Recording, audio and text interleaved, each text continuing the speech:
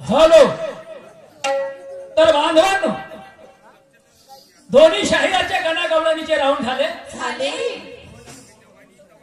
शाहीर साहेब बागडेजी आतुरतेनं वाट पाहत होतो, तुमच्याशी दुय्यम झाली पाहिजे आणि तुम्ही पण वाट पाहत होते.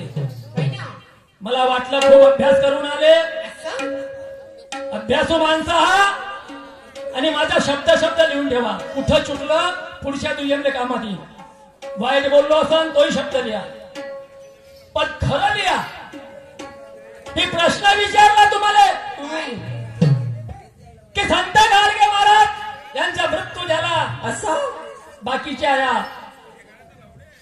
महाराष्ट्राच्या संताले विचार पडला. अरे म्हणे ग्राम स्वच्छतेचं अभियान राबवणारा माणूस मरून गेला.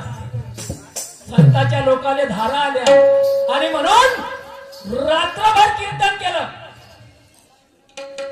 तर तो संत कोणता? प्रश्न काही चिल्लर नाही. आणि तो संत कोणता?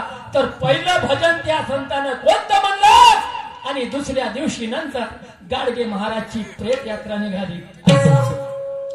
तर शाहीर साहेबांना उत्तर दिलं की संत तुकडोजी महाराज अक्रान अगोदर मेले. संत तुकडोजी महाराज अगोदर मेले आणि नंतर गाडगे महाराज मेले. 100% तुमचं हे तारीख मरण्याची तुमची 100% तारीख गलत आहे. शाहीर बागडेजी अगोदर गाडगे महाराज मेले आणि नंतर तुकडोजी महाराज मेले. तारीख लिहून घ्या. गाडगे महाराज 20 डिसेंबर 1956 साली मेले. दुसऱ्यांना गलती नको करजा. आणि तुकडोजी महाराज 11 नोव्हेंबर 1968 मध्ये मेले. 68 मेले. तर तुम्ही ना काय उत्तर दिलं? काय?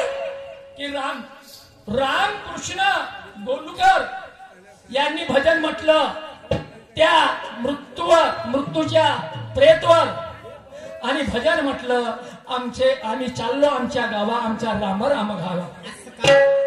शाहीर साहेब, हे भजन कोण म्हटलं? कोणी? रामकृष्ण गोलुकर यांनी नाही म्हटलं आणि त्या ठिकाणी नाही म्हटलं. हे भजन म्हटलं